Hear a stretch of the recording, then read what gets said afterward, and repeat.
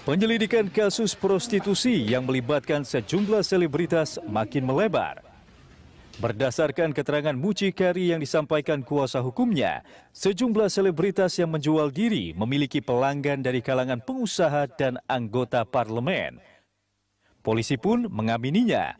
Korps Bayangkara bahkan akan berniat mengembangkan penyelidikan kasus ini ke arah suap seks yang berpotensi melibatkan pejabat negara. Di lain pihak, anggota parlemen pun bereaksi.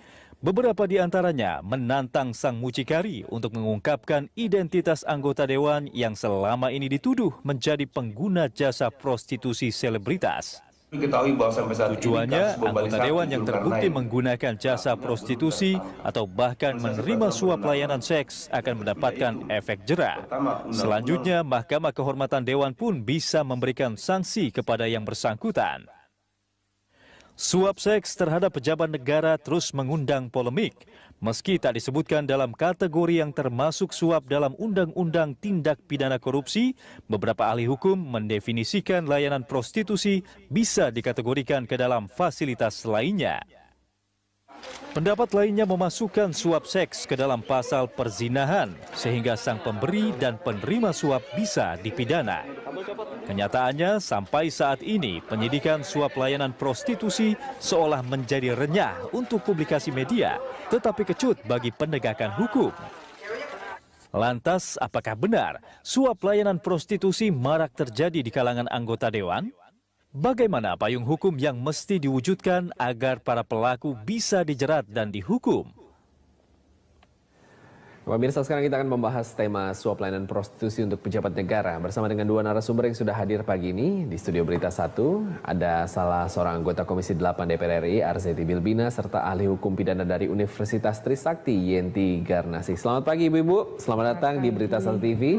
Dan kami juga mengundang Anda untuk memberikan komentar lewat SMS ke 0811 833 5551. Anda juga bisa menelpon melalui nomor interaktif di 021 52900 308 atau juga di 021 52900 311. Baik, kita ke Mbak Arzetti terlebih dahulu. Selamat pagi. Sepengetahuan Anda, Mbak, apakah suap pelayanan prostitusi ini memang ada di kalangan anggota dewan? Pagi-pagi judul seperti ini kok nggak menarik ya, gitu, karena pemberitaan ini tentunya bagi perempuan, khususnya di Komisi 8, lebih ke pemberdayaan perempuan, perlindungan anak. Berita ini kan anak-anak kita pasti mendengar gitu. Jadi sesuatu berita yang tidak memberikan langkah positif bagi anak-anak dan juga ibu-ibu yang memang pada saat ini mereka sedang punya kesempatan untuk menyaksikan acara-acara di televisi. Kalau dikatakan apakah pernah mendengar, saya pribadi tidak pernah melihat, tidak pernah mendengar dan tidak tahu, dan saya rasa teman-teman saya di parlemen yang saya lihat secara nyata, saya tidak pernah melihat mereka melakukan hal-hal seperti itu. Oke, nah tadi kita lihat ada pernyataan kuasa hukum dari RA. Bagaimana Anda menilai pernyataannya? Apakah memang itu cuma isapan jempol aja? Karena kan dibilang pejabat negara sampai anggota parlemen. Atau sebetulnya memang bukan isapan jempol. Mungkin saja ada ungkapan, pasti ada juga ada kenyataan. Kalau kita bicara mengenai banyak sekali yang menggunakan. Nah, sekarang yang harus kita bahas bukan sebagai siapa yang menggunakan dan siapa yang menjual, tapi bagaimana ada hukum atau efek yang memang memberikan solusi untuk permasalahan ini. Kalau yang kita kupas tentang RA Nyun Sewu, terus RA menggunakan anak-anaknya untuk digunakan oleh para pejabat, sehingga kemudian pejabatnya yang dikejar gitu loh. Tapi itu kan bukan merupakan solusi, tentu memberikan pemberitaan yang justru membuat masyarakat, oh siapa lagi, akhirnya taunya yang tidak positif gitu loh. Mestinya kan tindakannya seperti apa, ada solusi yang harus dilakukan, cepat tanggap, sehingga kemudian berita ini akan selesai dengan cepat dan ada solusi gitu loh. Iya. Nah, ini berbicara mengenai kepolisian ya. Polri sendiri kan sudah merespon tuntutannya seperti itu. Mereka akan kembangkan penyidikan ini ke arah suap layanan prostitusi. Anda mengapresiasi langkah sangat harus ada yang namanya undang-undang juga yang memang harus diberlakukan secara keras di sini agar seperti negara-negara yang maju mereka sudah punya undang-undang itu, dan siapa yang melakukan, siapa yang menyuplai, siapa yang mendemand, itu tentunya ada tindakan-tindakan yang bisa diberikan kepada mereka sehingga kemudian ada efek jerah dan kemudian tidak ada lagi terjadi hal-hal seperti ini, prostitusi online seperti ini yang memang sebetulnya tidak perlu kita beritakan terus diumbar-umbar sehingga kemudian masyarakat kita akhirnya digiring dengan berita yang sebetulnya masalahnya bukan di situ. Intinya adalah bagaimana penyelesaian masalah ini. Gitu. Termasuk juga penyusunan undang-undang seperti itu. Berkaca ke negara mana saja? Amerika kan ada ya pada saat itu kalau kita bicara mengenai siapa yang pernah ini, Tiger Woods dulu pernah ya, dia pernah kena sanksi juga dan kena penalti juga, dihukum juga gitu loh. Dan sehingga kemudian kalau kita bicara mengenai, tadi diceritakan bahwa pejabat publik, parlemen, anggota dewan gitu yang memang harus dikupas. Ya enggak apa-apa kalau memang mereka melakukan, silakan diiniin sehingga kemudian mereka diberitakan, diceritakan siapa mereka, diekspos merekanya sehingga kemudian teman-teman yang lainnya atau pejabat-pejabat yang lainnya sehingga kemudian merasakan bahwa hal-hal ini tentunya akan dipublish sehingga kemudian mereka akan ada efek jerah sehingga tidak akan terjadi lagi hal-hal seperti ini, nggak masalah buat kita. Gitu. Baik, oke, kita ke Bu Yenti. Bu Yenti, melihat tadi pemberitaan yang sudah berlangsung seperti itu, bagaimana pandangan Anda terhadap upaya hukum dari Polri sendiri? Gini, kalau saya lihat fenomena dulu ya, fenomena ini kan berawal dari RA itu ya, kemudian muncul di masyarakat bahwa tarif antara sampai 200 juta kan ya, antara berapa ya? 30 sampai 200 sampai berapa? Nah, 80 sampai 200 benar. Itu kan sudah terlanjur menjadi fenomena, menjadi konsumsi masyarakat. Dan masyarakat menuntut, siapa sih yang bisa bayar segitu? Ya kan? Yang bayar segitu siapa? Pasti bukan orang-orang kebanyakan lah. Nah, kalau sampai yang bayar segitu atau dibayarin segitu itu adalah orang-orang yang pejabat atau pejabat publik ya, apalagi bukan uangnya, dan orang ini akan menjadi penggerak perkembangan bangsa ini. Betapa gitu, itu kan penting sekali menurut saya. Karena apa? 60 juta, 200 juta, terus gimana ya? Ini ada hal-hal yang memang harus diatur. Nah, seandainya ini kan dua hal, apakah dia bayar sendiri? Kayaknya nggak mungkin, atau dibayarin, nah gitu ya, atau memang itulah bentuknya jasa yang disuapkan gitu ya, dalam tanda petik dalam hukum pidana kan gitu, artinya penyuapan itu atau nanti gratifikasi or something. Kalau di Singapura kemarin kan kena ya, yang dosen gratifikasi seks itu kan sudah kena dengan begitu. Kemudian seseorang yang tidak harusnya lulus jadi lulus ya, itu mungkin juga banyak di kita, hanya kita nggak ada payung hukumnya. Nah, kalau suap misalnya kan begini, dia menerima barang atau menerima jasa, yang penting bukan menerimanya, tetapi atas ketika dia sudah menerima itu kemudian dia melakukan sesuatu yang harusnya tidak dilakukan, atau dia tidak melakukan sesuatu yang harusnya dilakukan. Itu kan konsep suap. Artinya misalnya ini pejabat atau tadi disebutkan anggota DPR, anggota dewan tadi, anggota DPR kan, DPR misalnya. Betapa pentingnya kan peranan anggota DPR. Dia itu yang menyetujui apa yang diusulkan oleh pemerintah untuk pembangunan bangsa. Nah, nanti misalnya sampai dia main di situ kan, ya main misalnya proyek ini, nanti proyeknya untuk si ini atau ini jangan dulu. Kenapa? Karena dia sudah menerima itu, seandainya betul itu. Jadi itu betul, saya pikir kepolisian harus kejar kalau sudah disebut ini. Artinya gini, kalau itu bukan perzinahan kan, kalau itu masuknya kepada suap berupa pelayanan dalam bentuk lain lain. Itu adalah fasilitas lain, itu adalah delik biasa. Artinya kepolisian sudah mendengar, sudah tahu sendiri itu dalam hukum penegak hukum mengetahui sendiri atau menerima laporan atau pengaduan. Tahu sendiri itu dalam KUHP disebutkan bahwa bisa saja penegak hukum tahunya dari pemberitaan, dari koran tuh ada kok penjelasannya. Artinya bergeraklah polisi kalau memang sudah ada itu. Bergerak ya tentunya diam-diam.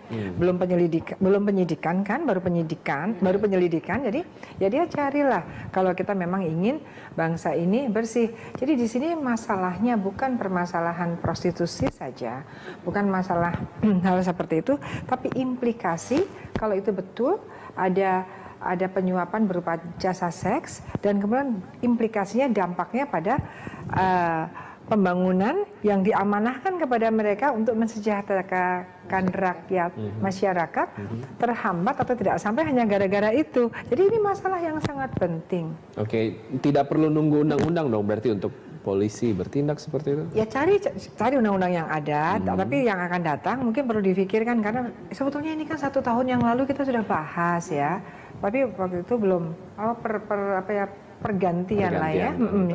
Waktu gratifikasi seks itu udah setahun yang lalu. Mudah-mudahan talk show di media itu ada tindak lanjutnya, bukan anget-anget kita ngomong dan itu lupa, nanti ada lagi, kita lupa lagi. Nah ini kan artinya mumpung ada wakil rakyat, pikirkan gitu untuk ini kuat nggak undang-undang yang ada, atau kita mau spesifik disebutkan bahwa karena kalau gratifikasi kita sekarang dalam undang-undang pasal 12B undang-undang korupsi kita agak sulit ya, karena apa? Karena kan gratifikasi itu tidak gratifikasi kalau lapor. Kalau tidak lapor baru gratifikasi, dan itu sudah jelas yang dilaporkan 10 juta atau di atas 10 juta kan gitu kan ya. Nah, ini kemudian diserahkan gitu kan, kalau dia sudah terima serahkan seperti Pak Jokowi waktu menerima gitar. Nah, itu serahkan. Lah kalau ini berupa jasa yang diserahkan apanya? Nah, itu kan jadi kita harus, kalau kita mau masukkan gratifikasi termasuk juga gratifikasi seks, selipkan pasal yang memasukkan itu lebih mudah. Tapi kalau tidak, paling tidak bisa masuk ke pasal-pasal suap. Di dalam undang-undang korupsi itu kan penyuapan aja ada 5 pasal dari KUHP diadopsi langsung menjadi pasal di dalam KUHP, di dalam Undang-Undang Tipikor misalnya dari 209, 210, 418, 419, 420 KUHP itu masuk ke Undang-Undang Tipikor, itu adalah jenis-jenis suap yang sudah masuk ke Undang-Undang Tipikor. Itu juga kita lihat. Tapi bagaimanapun juga tentu inilah tugasnya penegak hukum untuk mencari pasal mana kalau memang fenomenanya ada, kemudian juga didalami tadi yang mengatakan ini. Tadi Mbak Arseti mengatakan apa itu betul, apakah atau juga nanti itu fitnah atau asal-asalan, kita juga nggak mau ada yang keliaran-keliaran seperti itu ya, dilihat, didengar. Maka betul-betul kan di dalam proses hukum juga kan banyak hal. Kalau nanti misalnya ada saksi, ada apa yang mengatakan tidak benar, ya itu kan bisa juga dikejar. Kalau memang tidak benar dan ada orang yang merasa kemudian nama baiknya juga kan ada pencemaran nama baik. Jadi sebetulnya banyak pasal yang bisa diterapkan untuk clearance betul, masyarakat betul tahu ini sebetulnya hanya fenomena saja ataukah memang ada, kalau ada disikapinya bagaimana, benar-benar jelas lah ya. Benar-benar jelas, karena kalau dibiarkan saja padahal ada, itu akan terjadi lagi, tidak ada efek jerahnya gitu. Dan itu berbahaya. Nah, tadi Mbak Arseti berbicara, Bu Yenti, 1 tahun lalu ini sebetulnya sudah sempat dibahas Komisi 3 ya. Kalau Siti kan di Komisi 8. Ya, apakah dibahasnya belum dibahas ke sana, tapi bahwa itu menjadi aspirasi masyarakat, sudah dibahas di media-media, difikirkan ini ada fenomena begini gitu kan. Sementara DPR kan juga boleh, dia kan punya inisiatif, DPR juga ada, tidak harus menunggu dari pemerintah. Nah, ini kan anggota DPR juga harus memahami betul bahwa kebutuhan kalau mereka memang merasa membawa aspirasi masyarakat, apa yang dibutuhkan masyarakat, ya nggak usah selalu menunggu dari eksekutif, kan mereka punya fungsi membuat undang-undang secara inisiatif DPR. Nah ini yang kita bebankan pada mereka. Nah, berdasarkan statement Bu Yenti tadi, apakah Komisi 8 sudah menjembatani hal ini atau? Tentunya ya, apapun isu-isu yang memang meresahkan masyarakat itu pasti kita akan bawa gitu loh. Dan memang di sini ini juga akan kita bawa untuk menjadikan satu undang-undang atau hukum yang memang akan diberikan kepada permasalahan-permasalahan yang sedang terjadi. Kalau di komisi kita sekarang ini lebih kepada pemberdayaan perempuan untuk perlindungan anak, tentang pelecehan seksual itu kan kepada si anak, karena memang Komisi 8 lebih fokus ke pemberdayaan perempuan, perlindungan anaknya gitu. Oke, kita akan lanjutkan dialog kita di Berita 1 TV ini sesaat lagi, jadi tetaplah bersama kami segera kembali.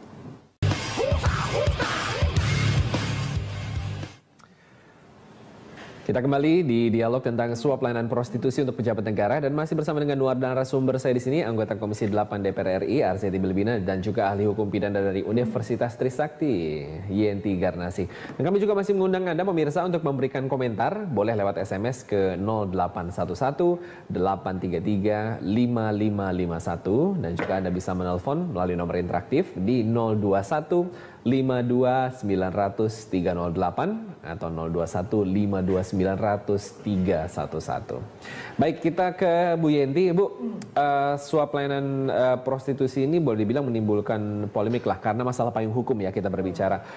Mana yang lebih logis menurut Anda? Apakah kita masukkan ke dalam Undang-Undang Tipikor atau hukum pidana umum dengan pendekatan perzinahan? Kalau hukum pidana umum agak sulit ya untuk apa? Untuk apa? Untuk merubahnya juga lama gitu ya. Kemudian yang ada juga karena yang ada itu kan memang hanya mucikari ya 286. Tetapi kalau berbicara, tapi ini tadi ditolak kan bukan hanya anggota katanya kan, katanya pengusaha kan, iya ini kan topiknya karena disebutkan ada anggota parlemen kan, anggota itu parlemen. Konteksnya di situ. Tapi paling tidak kan sejak awal saya katakan pasti orang-orang tertentu deh yang bisa bayar segitu gitu kan, malah nanti Mas Adi mengatakan, wah 200 juta sayang banget kayak gitu kan, mendingan beli properti. Bikin kos-kosan kita. Bikin kos-kosan, nah gitu. Nah, saya kira juga berkaitan dengan Mbak Arzetti juga di dalam komisinya berbicara tentang pemberdayaan wanita kan. Lah ini juga kan bisa konteksnya kan ada, artinya berdayakanlah wanita, jangan sampai integritasnya itu turun sehingga malah dia mau masuk kepada listnya si RA itu termasuk saya kira Mbak Arzetti. Jadi dalam rangka ya menyelesaikan permasalahan hukum ini, kalau nanti kita cari payung hukumnya kan tidak bisa semua permasalahan hanya diserahkan kepada hukum, diserahkan juga kepada bagaimana cara negara ini dengan DPR-nya dan eksekutifnya memberdayakan perempuan sehingga integritasnya terjaga, ya moralnya dan sebagainya, sehingga tidak tergiur hanya karena ingin kemewahan harus melakukan seperti itu. Nah itu juga ada. Tapi dalam hal ini mungkin penegak hukum harus mendalami ya, memperluas lagi, bukan sekedar pada bahwa dia mengatakan bahwa apa yang pelanggannya atau something-nya itu adalah apa parlemen atau pejabat begitu kan. Tapi itu harus didalami. Pejabatnya itu apakah memang pejabatnya kepada dia atau orang lain yang kepada dia. Kalau orang lain kepada dia, pasti kan orang lain ini berarti mentraktir lah ya kan. Nah ini orang ini siapa ya kan, mentraktir apa, di belakang ini ada masalah apa. Kalau memang itu pejabat atau itu pejabat negara atau pejabat publik, itu pasti kaitannya ke korupsi. Tinggal kita lihat adakah penyuapannya di sana gitu. Dan pada umumnya kan di berbagai negara yang kejadian seperti itu tidak mungkin itu tunggal. Artinya gini, tidak mungkin orang itu hanya disuap dengan pelayanan atau gratifikasi seks saja. Pasti ada yang lainnya. Selain itu mungkin dapat mobil, dapat uang. Nah itu bisa dikembangkannya di sana, mestinya gitu. Biar pada umumnya begitu ya kalau yang kita pelajari itu, kecuali seperti yang Singapura setahun yang lalu kan itu memang karena dapat kan dosen disebutkan sampai begitu kan, kena undang-undang sekian karena seorang dosen kemudian karena mendapatkan gratifikasi seks kemudian diluluskan. Nah kan gitu ada atau bahkan di Prancis kan pernah ya, petinggi Prancis kan juga gitu kan? Ternyata kan dia mengundurkan diri. Nah bagusnya di sana kan sebelum proses hukum jalan mengundurkan diri gitu kan, bahwa dia menyatakan dia mendapatkan yang kita sebut sebagai gratifikasi seks, tapi di belakang itu bukan berarti urusannya dia dengan perempuan itu saja, tetapi di belakang itu ternyata itu adalah salah satu modus saja atau salah satu cara saja. Ini loh pemberiannya, gratifikasinya, tetapi setelah itu dia melakukan apa atau tidak melakukan apa pejabat tersebut. Itu nah di situ masuknya. Nah ini kita sekarang sudah ada penelpon, kita terhubung dengan Bapak Sabinus dari Pematang Siantar, Sumatera Utara. Selamat pagi Pak Sabinus. Selamat pagi. Boleh lebih keras sedikit Pak suaranya? Ya, selamat pagi. Pagi, baik. Silakan Pak, bagaimana pendapat Anda mengenai dialog kita? Iya, saya begini, saya melihat semua kasus ya di Indonesia ini termasuk ini. Iya. Iya Pak? Alhamdulillah ya, masih seger sekali. Termasuk ke masalah seks ini, prostitusi ini, saya lihat begini, sayang sekali pengamat pejabat itu hanya ibarat misalnya menyelesaikan masalah itu, menghilangkan asap tanpa mematikan apinya. Harus ditanya sebenarnya, gejala seperti ini, prostitusi ini apa penyebabnya? Saya lihat begini. Perkembangan sekarang ini keluarga itu sepertinya kurang memperhatikan kehidupan moral dan agama. Jadi memang di Indonesia ini untuk menghilangkan ini butuh menteri untuk urus keluarga dengan ini secara khusus misalnya untuk menanamkan moral dengan agama yang benar.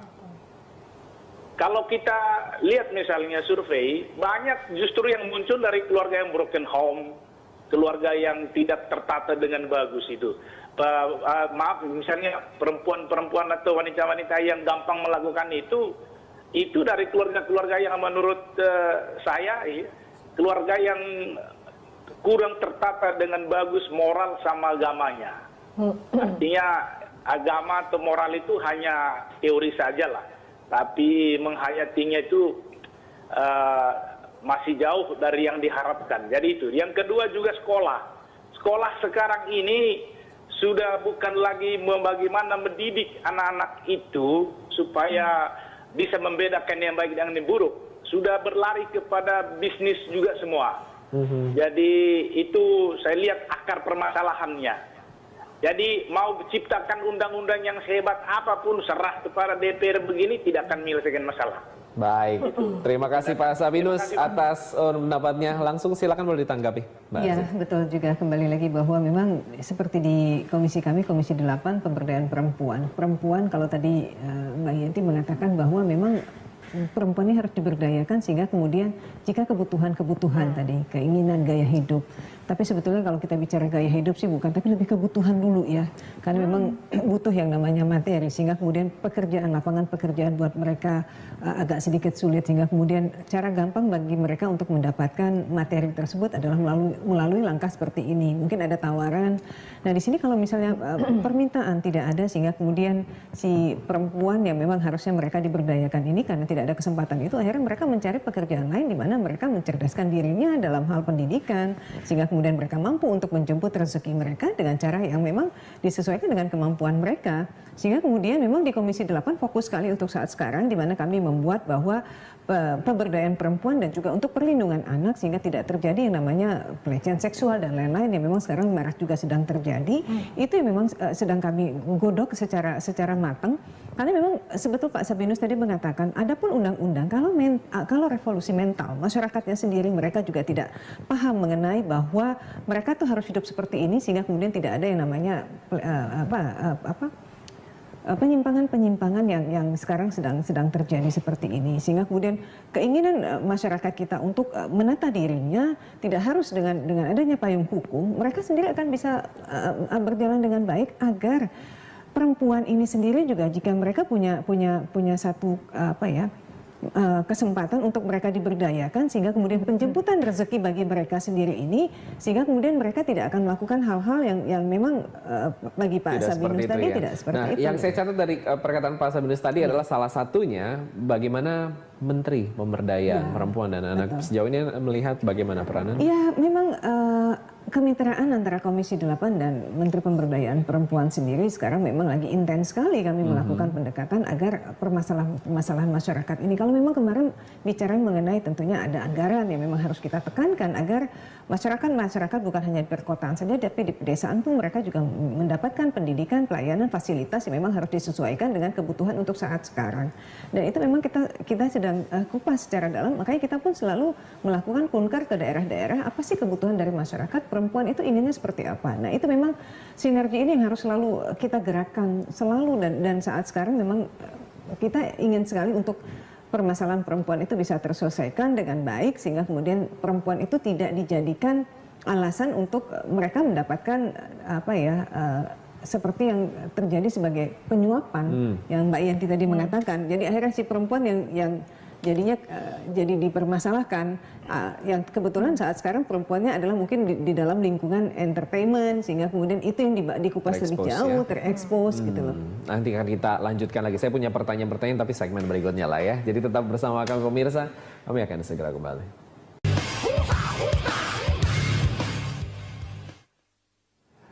Nah, kita tiba di segmen terakhir dari Dialog Jurnal Pagi kita, membahas tentang suap layanan prostitusi untuk anggota Dewan. Nah, ini kita berbicara mengenai pendekatan dari DPR agar tuduhan pengacara RA ini tidak menjadi kenyataan. Kira-kira seperti apa ya Mbak Arsy? Dewan Kehormatan kita tahu kan kalau memang ini akan jadi temuan berikutnya, langkah-langkah berikutnya dari mereka adalah bagaimana ditindak lanjutnya, kurang lebih sih seperti itu. Ya kalau memang bersalah ya mau dihukum gitu loh. Karena memang kita bicara mengenai negara hukum bukan berarti anggota dewan seperti tadi disebutkan atau parlemen mereka melakukan kesalahan kemudian tidak dapat melakukan tindakan gitu, hukuman buat mereka.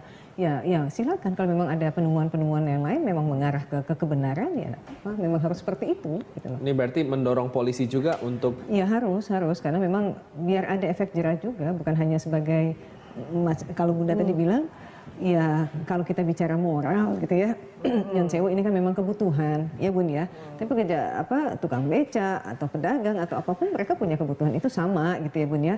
Tapi mereka sendiri bisa menyelesaikan masalah itu gitu loh. Kalau di parlemen sendiri pejabat publik di mana mereka katanya punya kesempatan, punya fasilitas, punya uang lebih.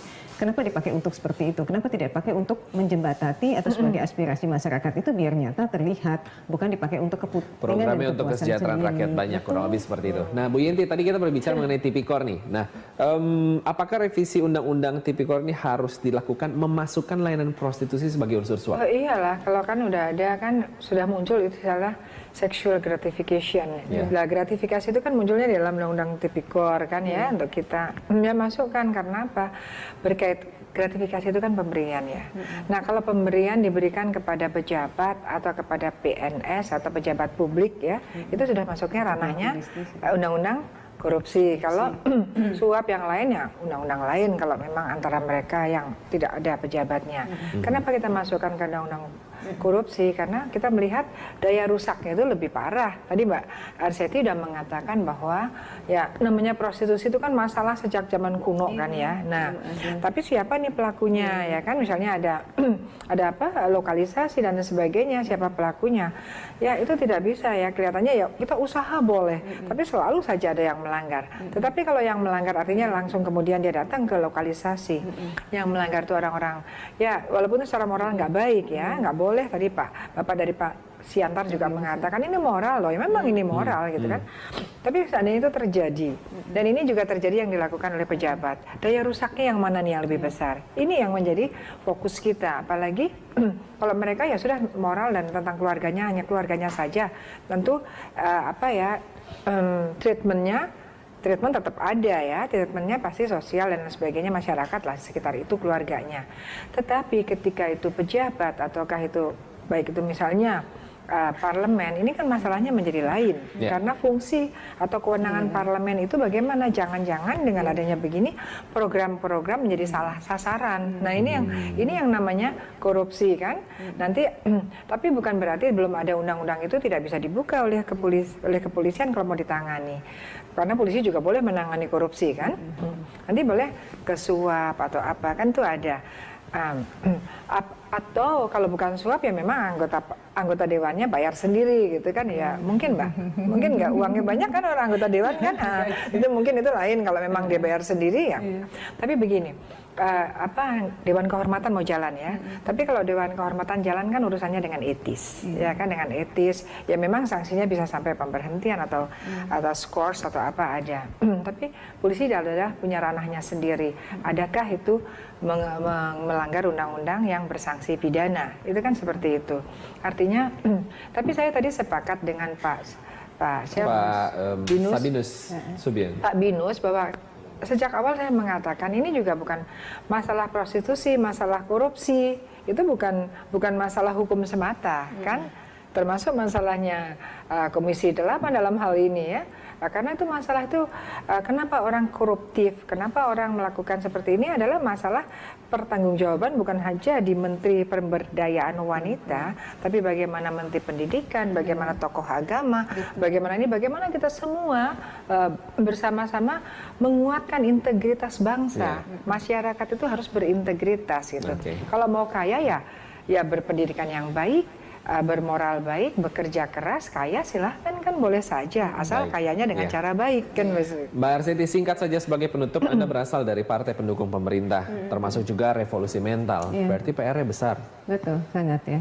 Tapi ini bukan dikatakan PR yang besar. Kita sama-sama masyarakat, pemerintah gitu ya.